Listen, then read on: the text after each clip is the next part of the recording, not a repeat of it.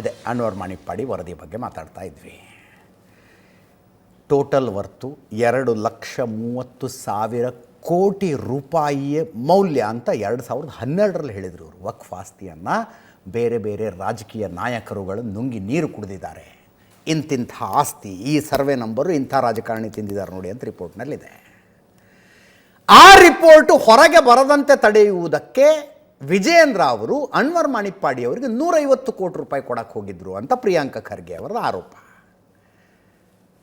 ಅರವಿಂದ್ ಬೆಲ್ಲದವರು ಸೆಷನ್ನಲ್ಲಿ ಕೇಳಿದರು, ಅನ್ವರ್ ಮಾಣಿಪ್ಪಾಡಿ ಅವರು 2022ರಲ್ಲಿ ಆರೋಪ ಮಾಡಿದ್ರಲ್ಲ, ಅನ್ವರ್ ಮಾಣಿಪ್ಪಾಡಿ ಅವರು ಹೇಳ್ತಾ ಇರೋದು ಸತ್ಯ ಅಂತ ನಿಮಗೆ ಅನ್ಸುತ್ತಾ? ಹೌದು ಅನ್ನೋದಾದರೆ ತನಿಖೆ ಮಾಡಿಸಿ ಹಂಗಿದ್ರೆ. ಆವಾಗ ಪ್ರಿಯಾಂಕ ಖರ್ಗೆ ಕೇಳ್ತಾರೆ, ನೀವ್ಯಾಕೆ ತನಿಖೆ ಮಾಡಿಸ್ಲಿಲ್ಲ ಅದನ್ನು ಹೇಳಿ ಅಂತಾರೆ ಅವರು. ನೀವ್ಯಾಕೆ ತನಿಖೆ ಮಾಡಿಸ್ಲಿಲ್ಲ ಅದನ್ನು ಹೇಳಿ. ಅವರವ್ರ ಮೇಲೆ ಬಂದಿದ್ದ ಆರೋಪ ಅವರವರೇ ಹೆಂಗೆ ತನಿಖೆ ಮಾಡಿಸ್ತಾರೆ ಪ್ರಿಯಾಂಕ ಖರ್ಗೆ ಅವರೇ? ಅವರ ಮೇಲೆ 40% ಸರ್ಕಾರ ಅನ್ನೋ ಆರೋಪ ಬಂದಿತ್ತಪ್ಪ, ಅವ್ರು ತನಿಖೆ ಮಾಡಿಸಿದ್ರ? ನೀವು ಮಾಡಿಸ್ತಾ ಇದ್ದೀರಿ. ಅವರ ಮೇಲೆ PSI ನೇಮಕಾತಿ ಹಗರಣದ ಆರೋಪ ಬಂದಿತ್ತಪ್ಪ, ನೀವು ಮಾಡಿಸ್ತಾ ಇದ್ದೀರಿ ತನಿಖೆ. ಬಿಟ್ಕಾಯಿನ್ ಹಗರಣದ ಆರೋಪ ಬಂತು, ನೀವು ತನಿಖೆ ಮಾಡಿಸ್ತಾ ಇದ್ದೀರಿ. ಮತ್ಯಾವುದು? ಕೋವಿಡ್ ಅಕ್ರಮ ಆರೋಪ ಬಂತು, ತನಿಖೆ ನೀವು ಮಾಡಿಸ್ತಾ ಇದ್ದೀರಿ. ಹಂಗಿದು ತನಿಖೆ ನೀವು ಮಾಡಿಸಿ. What is stopping you? ನಿಮ್ಮನ್ನು ತಡೆಯುತ್ತಿರುವುದೇನು? ವಿಜಯೇಂದ್ರ ಅವರು ಸೆಷನ್ನಲ್ಲೇ ನಿಂತ್ಕೊಂಡು ಹೇಳಿದ್ರಲ್ಲ, ಆದೇಶ ಮಾಡಿ ತನಿಖೆಗೆ ಅಂತ. ಮಾಡಿ. ಈಗ ಅನ್ವರ್ ಮಾಣಿಪ್ಪಾಡಿ ಅವರು ಆನ್ ರೆಕಾರ್ಡ್ ಹೇಳ್ತಾ ಇದ್ದಾರೆ, ಸ್ವಾಮಿ ನಿಮ್ಮ ಕುಟುಂಬ ತಿಂದಿದೆ ಆಸ್ತಿನ ಅಂತ, ನಿಮ್ಮ ಕುಟುಂಬ ಆಸ್ತಿ ತಿಂದಿದೆ ಅಂತ. ಕಮ್ ಕ್ಲೀನ್, ಸ್ವಚ್ಛವಾಗಿ ಹೊರಗೆ ಬಂದುಬಿಡಿ. ಆ ರಿಪೋರ್ಟ್ನಲ್ಲಿ ಏನಿದೆ, ಈ ಆಸ್ತಿ ಎಲ್ಲಿದೆ, ನಮ್ಮ ಹತ್ರ ಆಸ್ತಿ ಅಂತ ಕೇಳಿಬಿಡಿ, ಕೊಟ್ಟುಬಿಡಿ ಒಂದು ತನಿಖೆಗೆ ಆದೇಶ. ಪಾಪ ಧರ್ಮ್ ಸಿಂಗ್ ಇಲ್ಲ, ಧರ್ಮ್ ಸಿಂಗ್ ಅವ್ರ ಹೆಸರು ರಿಪೋರ್ಟ್ನಲ್ಲಿ ಇದೆಯಂತೆ. ರೆಹಮಾನ್ ಖಾನು, ಜಾಫರ್ ಶರೀಫು, ಕಮರುಲ್ ಇಸ್ಲಾಮು, CM ಇಬ್ರಾಹಿಮು, NA ಹ್ಯಾರಿಸ್ ಅಂತೆ. ಅನ್ವರ್ ಮಾಣಿಪ್ಪಾಡಿ ಅವರು ಹೇಳಿದ್ದನ್ನು. ಅದು ಏನೇನಿದೆ ಹೇಳಿಬಿಡಿ, ಬಂದುಬಿಡ್ಲಿ. ಅನ್ವರ್ ಮಾಣಿಪ್ಪಾಡಿ ಅವರು ಗೋ ಮಧುಸೂದನ್ರನ್ನ ಜೊತೆ ಕಟ್ಕೊಂಡು ದಿಲ್ಲಿಯಲ್ಲಿ ಎಡತಾಕದ BJP ಮುಖಂಡರ ಮನೆ ಇಲ್ಲ, ಪಿಲ್ಲರ್ ಟು ಪೋಸ್ಟ್ ಓಡಾಡಿದ್ರು ಅವರು. ಹೇಳ್ರಿ ಕರ್ನಾಟಕದ ರಾಜಕೀಯ BJP ಮುಖಂಡರಿಗೆ, ಸರ್ಕಾರ ನಮ್ಮದಿದೆ, ಇದೊಂದು ರಿಪೋರ್ಟ್ನ ಅಕ್ಸೆಪ್ಟ್ ಮಾಡ್ಕೊಳ್ಳೋಕೆ ಹೇಳಿ ಅಂತ. ಜನ ಸುಮ್ಮನೆ ಮಾತಾಡೋದಿಲ್ಲ, ರಾಜಕಾರಣಿಗಳೆಲ್ಲ ಒಂದೇ ಅಂತ. BJP ಅವ್ರದ್ದು, ಕಾಂಗ್ರೆಸ್ನವ್ರದ್ದು ಅದು ಏನು ಜಂಗಿ ಮಿಲಾಪಿ ಕುಸ್ತಿ ಇತ್ತು ಏನೋ, ಅದು ಏನು ಮ್ಯಾಚ್ ಫಿಕ್ಸಿಂಗ್ ಇತ್ತು, ಅದರ ಮೇಲೆ ಸ್ಟ್ರಾಂಗ್ ಆದ ಒಂದು ಆ್ಯಕ್ಷನ್ ಆಗಲಿಲ್ಲ. ನಾನು ಯಾಕೆ ಇಷ್ಟು ಕಳಕಳಿಯಿಂದ ಮಾತಾಡ್ತಾ ಇದ್ದೀನಿ? ಯಾಕೆ ಅಂದರೆ ಸಂಕಟ ಆಗುತ್ತೆ. 10 ಗುಂಟೆ 15 ಗುಂಟೆ ಇದ್ದದ್ದು ರೈತರಿಗೆ ನೋಟಿಸ್ ಕೊಡ್ತಿರಲ್ಲ, ನಿಮ್ಮ ಆಸ್ತಿ ವಕ್ಫುದು ಅಂತ. ಯಾವ ರಾಜಕಾರಣಿಗೆ ನೋಟಿಸ್ ಕೊಟ್ರಿ? ಅನ್ವರ್ ಮಾಣಿಪ್ಪಾಡಿ ಅವ್ರನ್ನ ವರದಿನ ಕಣ್ಣೆತ್ತಿ ನೋಡಕ್ಕೆ ತಯಾರಿಲ್ಲ ನೀವು. ರಾಜಕಾರಣಿಗಳಿಗಿಲ್ಲ. ಪಿತ್ರಾರ್ಜಿತವಾಗಿ ಬಂದಂಥ 4 ಎಕರೆ 5 ಎಕರೆ ಜಮೀನು ಇಟ್ಕೊಂಡಂಥ ರೈತರಿಗೆ ಕೊಡ್ತೀರಿ. ಕಷ್ಟಪಟ್ಟು ದುಡಿದು ಬೆವರು ಹರಿಸಿ ಗಳಿಸಿದ ದುಡ್ಡಿನಲ್ಲಿ ರೈತ ಜಮೀನು ಖರೀದಿ ಮಾಡಿದ್ರೆ ಆ ಜಮೀನು ವಕ್ಫ್ದು ಅಂತೀರಿ ನೀವು. ವಕ್ಫ್ ಜಮೀನು ಯಾವುದು ಅಂತ ಹೇಳ್ತಾರೆ ಸ್ವಾಮಿ ಇವರು. ಮಾಡಿಸಿ ತನಿಖೆನ ಹೌದೋ ಅಲ್ವೋ ಅಂತ. ಯಾಕೆ ತನಿಖೆ ಮಾಡೋಕ್ಕೆ ಯಾಕೆ ಹೆದರ್ತೀರಿ? ಆಮೇಲೆ ಒಂದು ಸ್ಪಷ್ಟೀಕರಣ ಪ್ರಿಯಾಂಕ ಖರ್ಗೆ ಅವ್ರದ್ದು. 2022ರ ಜೂನ್ನಲ್ಲೇ ಮಾಣಿಪ್ಪಾಡಿ ಅವರು ಹೇಳಿಕೆ ಕೊಟ್ಟಿದ್ದಾರೆ, ಕೇಂದ್ರ ಸರ್ಕಾರ CBI ತನಿಖೆ ಮಾಡಲಿಲ್ಲ ಅಂತ. ಕೇಳಿಸ್ಕೊಳ್ಳಿ ಒಮ್ಮೆ.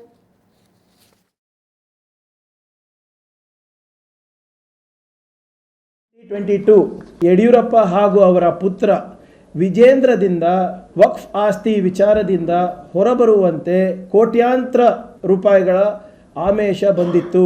ಕಾಂಗ್ರೆಸ್ ಹಿಟ್ ಆ್ಯಂಡ್ ರನ್ ಅಲ್ಲ.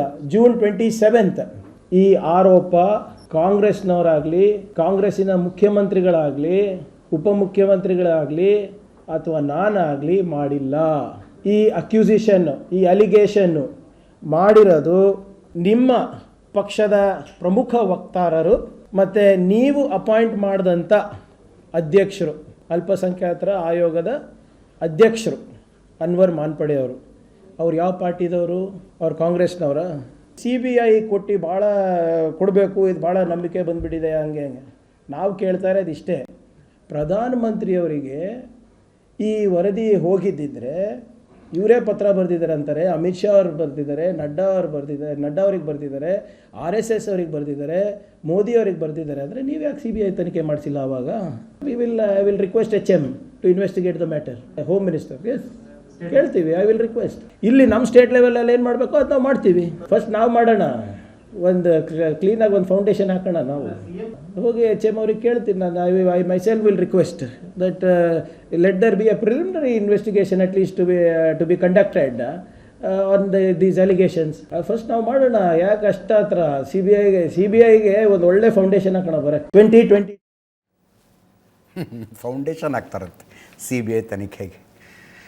ಉಳಿದ ಎಲ್ಲ ವಿಷಯಗಳಲ್ಲಿ CBI ಪಕ್ಷಪಾತಿ ಅನಿಸುತ್ತೆ, ಇದರಲ್ಲಿ CBI ತನಿಖೆ ಮಾಡಿ ಅಂತಾರೆ.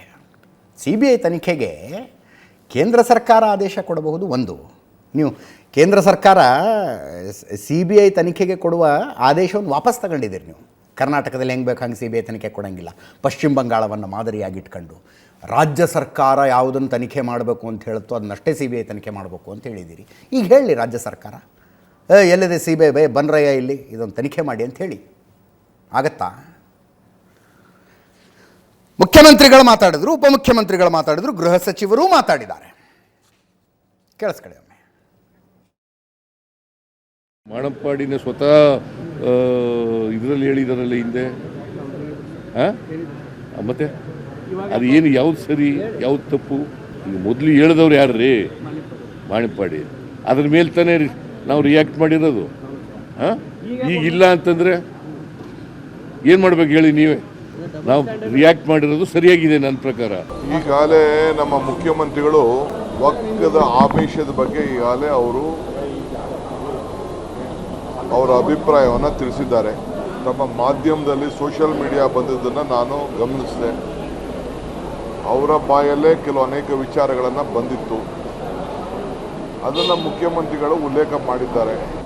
ಸೊ ಎಲ್ಲ ದಾಖಲೆಗಳು ಎಲ್ಲೂ ಹೋಗ್ಲಿಕ್ಕೆ ಸಾಧ್ಯ ಇಲ್ಲ.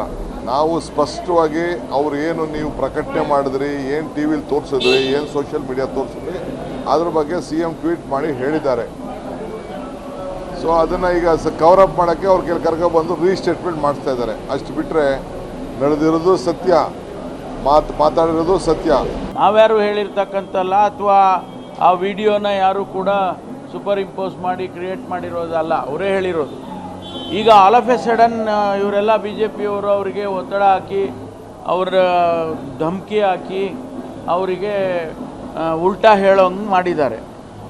ಆದ್ದರಿಂದ ಮುಖ್ಯಮಂತ್ರಿಗಳು ಏನು ಹೇಳಿದರು, ಇದನ್ನು CBI ಕೊಟ್ಬಿಡಿ, ಸತ್ಯಾಂಶ ಬರುತ್ತೆ, ಹೊರಗಡೆ ಬರುತ್ತೆ, ನೀವು CBI ಕೊಡಿ ಅಂತಕ್ಕಂಥ ಮಾತನ್ನು ಹೇಳಿದ್ದಾರೆ. ಅದ್ರ ಬಗ್ಗೆ ಚರ್ಚೆ ಮಾಡ್ತೀವಿ. ಅಲ್ಲ, ಅದ್ರ ಬಗ್ಗೆ ಚರ್ಚೆ ಮಾಡ್ತೀವಿ. ಚರ್ಚೆ ಮಾಡಿ ಅವಶ್ಯಕತೆ ಬಿದ್ದಾಗ ಅದನ್ನು ನೋಡೋಣ, ತೀರ್ಮಾನ ಏನಾಗುತ್ತೆ. ಮುಖ್ಯಮಂತ್ರಿಗಳು CBI ತನಿಖೆ ಕೊಡಿ ಅಂತ ಹೇಳಿದ್ರು, ಹೋಮ್ ಮಿನಿಸ್ಟರ್ ಚರ್ಚೆ ಮಾಡ್ತಾರಂತೆ. ಪ್ರಿಯಾಂಕ ಖರ್ಗೆ ಅವರು CBI ತನಿಖೆಗೆ ಬೇಕಾದ ಫೌಂಡೇಶನ್ ಹಾಕ್ತೀವಿ ನಾವು ಅಂತ. ನಿಧಾನಕ್ಕೆ ಹಾಕಿ ಸರ್, ಏನು ಅರ್ಜೆಂಟ್ ಇಲ್ಲ, ಅರ್ಜೆಂಟ್ ಏನಿಲ್ಲ. ಹೋಗಿರುವುದು ಬಡ ಮುಸ್ಲಿಮರ ಆಸ್ತಿ, ಬಡ ಮುಸ್ಲಿಮರ ಉದ್ಧಾರಕ್ಕೆ ಬಳಸಬೇಕಾದ ಆಸ್ತಿ. ಅರ್ಜೆಂಟ್ ಏನಿದೆ? ಏನು ಅರ್ಜೆಂಟ್ ಇದೆ? ಈ ಆಸ್ತಿ ಯಾರ್ಯಾರು ನುಂಗಿದ್ದಾರೆ ಅಂತ ಅನ್ವರ್ ಮಣಿಪಾಡಿ ಅವರು ಹೇಳ್ತಾರೋ, ಹೇಳಿದ ಹೆಸರುಗಳ ಪೈಕಿ ಇಬ್ಬರಾಗಲೇ ಅಲ್ಲಾಕ್ಕೋ ಪ್ಯಾರೆ ಬಿ ಹೋಗೆ. ಅರ್ಜೆಂಟ್ ಏನಿದೆ? ಮಾಡಿರೋದು ನಿಧಾನಕ್ಕೆ. ನಾನು ರಾಜಕಾರಣಿಗಳನ್ನು ಉದ್ದೇಶಿಸಿ ಹೇಳ್ತಾ ಇರೋದಲ್ಲ, ಜನಸಾಮಾನ್ಯರಿಗೆ ಹೇಳ್ತಾ ಇರೋದು ಇದನ್ನು, ನನ್ನ ವೀಕ್ಷಕರಿಗೆ ಹೇಳ್ತಾ ಇರೋದನ್ನು ನಾನು. ನೀವೇನು ಫ್ರಸ್ಟ್ರೇಷನಲ್ಲಿ ಮಾತಾಡ್ತಿರಲ್ಲ, ಇವರೆಲ್ಲ ಒಂದೇ ಬಿಡಿ ಸರ್ ಪಾಲಿಟಿಷಿಯನ್ಸು ಅಂತ. ಸತ್ಯ ಅದು. BJP ಸರ್ಕಾರನೇ ಮನಸ್ಸು ಮಾಡಿದರೆ ಅನ್ವರ್ ಮಾಣಿಪ್ಪಾಡಿ ರಿಪೋರ್ಟ್ಗೊಂದು ಲಾಜಿಕಲ್ ಎಂಡ್ ಕೊಡಬಹುದಾಗಿತ್ತು ಇವರು. ಕೊಡಲಿಲ್ಲ.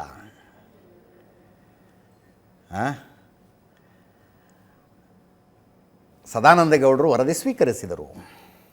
ಆಮೇಲೆ ಜಗದೀಶ್ ಶೆಟ್ಟರ್ ಮುಖ್ಯಮಂತ್ರಿ ಆದರು, ಯಡಿಯೂರಪ್ಪನವರು ಮುಖ್ಯಮಂತ್ರಿ ಆದರು, ಬೊಮ್ಮಾಯಿಯವರು ಮುಖ್ಯಮಂತ್ರಿ ಆದರು. ಯಾರ್ಯಾರ ಕಾಲದಲ್ಲಿ ಏನೇನಾಯ್ತು ರೀ? ಸಿದ್ದರಾಮಯ್ಯನವರೇ, don't you have an obligation to tell ಉಪಲೋಕಾಯುಕ್ತರ ವರದಿನ ಯಾಕೆ ರಿಜೆಕ್ಟ್ ಮಾಡಲಾಯಿತು ಅಂತ? ಉಪಲೋಕಾಯುಕ್ತರು ವರದಿ ಕೊಟ್ಟರಲ್ಲ, ಯಾಕೆ ರಿಜೆಕ್ಟ್ ಆಯ್ತದು? ಒಂದು ಆಬ್ಲಿಗೇಷನ್ ಇಲ್ವಾ? ಈ ರಾಜ್ಯದ ಜನರಿಗೊಂದು ನಾನು ಸ್ಪಷ್ಟೀಕರಣ ಕೊಡಬೇಕು. ಅಲ್ಪಸಂಖ್ಯಾತರ ಮುಸ್ಲಿಮರ ಮಸೀಹ ನಾವು ಅನ್ನುವಂತೆ ಅಂದರೆ ಹೇಳ್ತಿರಲ್ಲ, ಅಲ್ಪಸಂಖ್ಯಾತರ ರಕ್ಷಣೆ ನಮ್ಮಿಂದ ಮಾತ್ರ ಸಾಧ್ಯ ಅಂತ. ಅದೇ ಅಲ್ಪಸಂಖ್ಯಾತರ ಭೂಮಿ ಸರ್ ಅದು. ಯಾಕೆ ಉಪಲೋಕಾಯುಕ್ತ ಜಸ್ಟಿಸ್ ಆನಂದ್ ಅವರು ಕೊಟ್ಟ ರಿಪೋರ್ಟು ಏನಾಯ್ತು ಆ ರಿಪೋರ್ಟು? ಏನಿತ್ತ ಆ ರಿಪೋರ್ಟ್ನಲ್ಲಿ? ಒಂದು ಅಬ್ಲಿಗೇಷನ್ ಇರಲ್ವಾ?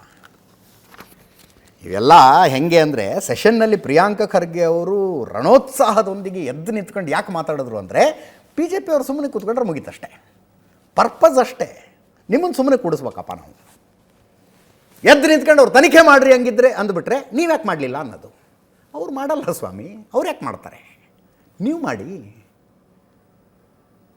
BJP ಅವರೇನು ಮುಸ್ಲಿಮರ ಮೇಲಿನ ಪ್ರೀತಿಯನ್ನು ಜಗತ್ತಿಗೆ ಹೇಳಿಕೊಳ್ಳಬೇಕಾಗಿಲ್ಲ. ಅವರು ಡಿಸೈಡ್ ಮಾಡಿಬಿಟ್ಟಿದ್ದಾರೆ ಈ ಓಟ್ ನಮಗೆ ಬರೋದಿಲ್ಲ ಅಂತ. ನಿಮಗೆ ಬರ್ತವಲ್ಲ, ನೀವಾರು ಮಾಡಿ ಒಂದು SITನ ಯಾವ್ಯಾವುದಕ್ಕೂ ಆಗಿದೆ, ಇದಕ್ಕೊಂದು SIT ಮಾಡಿ.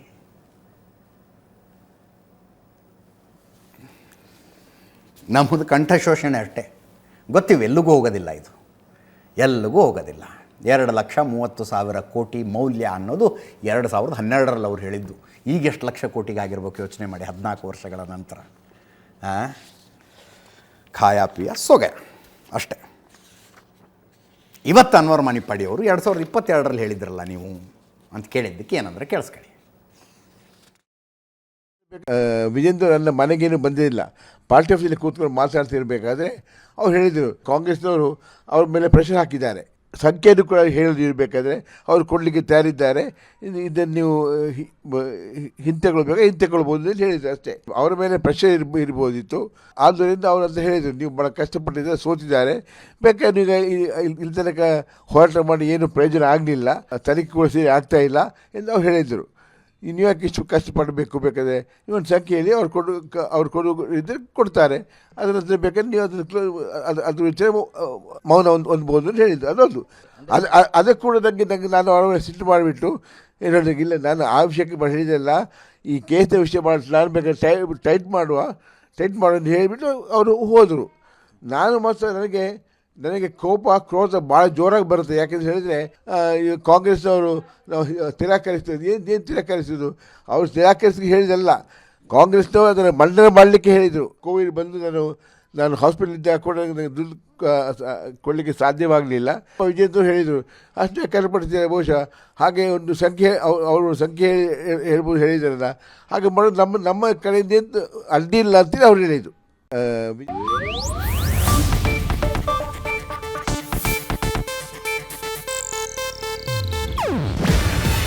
ಇದು ಏಷ್ಯಾನೆಟ್ ನ್ಯೂಸ್ ನೆಟ್ವರ್ಕ್ ಪ್ರಸ್ತುತಿ. ನೀವು ನೋಡ್ತಿದ್ದೀರಾ ಏಷ್ಯಾನೆಟ್ ಸುವರ್ಣ ನ್ಯೂಸ್.